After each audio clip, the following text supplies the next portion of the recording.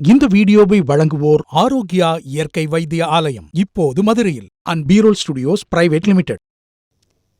வாழ்க நலமுடன். வைத்தியன் YouTube channel நேயர்களுக்கு சித்ராவின் அன்பான ஆரோக்கியமான வணக்கங்கள். நம்மளுடைய சமையல்ல எண்ணெய் அப்படிங்கிறத பயன்படுத்தாமல் இருக்க முடியுமா?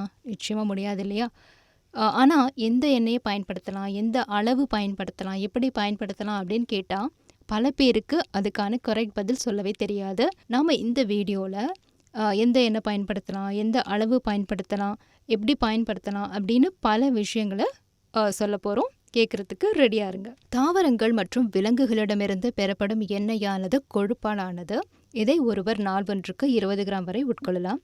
எண்ணெயில் ADEK ஆகிய முக்கிய வைட்டமின்கள் இருக்குது. நம்மளுடைய சருமம் பளபளப்பாக ஆரோக்கியமாக இருக்க இந்த எண்ணெய்க்கு மிகப்பெரிய பங்குண்டு.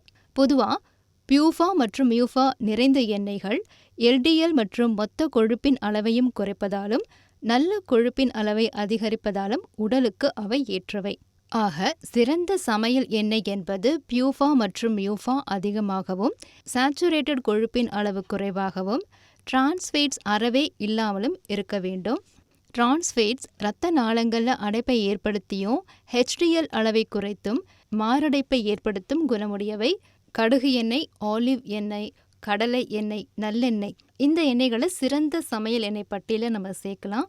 சோயாபீன் எண்ணெய், சோள எண்ணெய், சூரியகாந்தி எண்ணெய்களில் குறைந்த சேச்சுரேட்டட் கொழுப்புகள் உள்ளது. எனினும் அதன் பியூஃபாவின் அளவு மியூஃபாவோட அளவை விட அதிகமாக இருக்கிறது. பொதுவாக மியூஃபா அளவு அதிகமுள்ள எண்ணெய்களே சிறந்தவையாக கருதப்படுகிறது. அதே போல் நெய், தேங்காய் எண்ணெய் போன்றவற்றை சுத்தமாக தவிர்க்க வேண்டாம். ஒரு நாளிற்கென பரிந்துரைக்கப்பட்டுள்ள 4 டீஸ்பூன்களில் 1 முதல் 1.5 டீஸ்பூன் நெய் அல்லது தேங்காய் எண்ணெய் எடுத்துக்கொள்ளலாம். நெய், தேங்காய் எண்ணெய், பாமாயில் இவற்றில் உள்ளது சேச்சுரேட்டட் கொழுப்பு வகைகள்தான். இந்த கொழுப்பு இளம் பருவத்தினருக்கு, குறிப்பாக குழந்தைகளுக்கு ஏற்றது. பொதுவாக சமையல் எண்ணெய்களை ஒவ்வொரு மாதமும் மாற்றி உபயோகிப்பது நல்லது.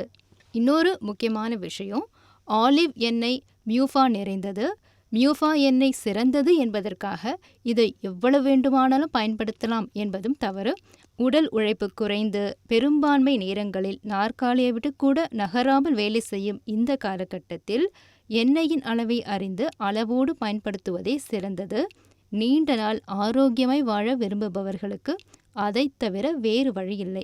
அடுத்து நாம் கவனிக்க வேண்டிய ஒரு முக்கியமான விஷயம், ஒரு முறை இப்போ பூரி, அப்பளம் இந்த மாதிரி சுடுறதுக்காக பயன்படுத்தின அந்த எண்ணெயை மறுபடியும் ரீஹீட் பண்ணக்கூடாது அப்படின்னு சொல்லுவாங்க. இதுக்கு முக்கியமான காரணம், அது காற்றோட வினை புரிந்து புற்றுநோயை உண்டாக்கும் பொருட்களை உற்பத்தி செய்கிறது அப்படின்னு சொல்கிறாங்க.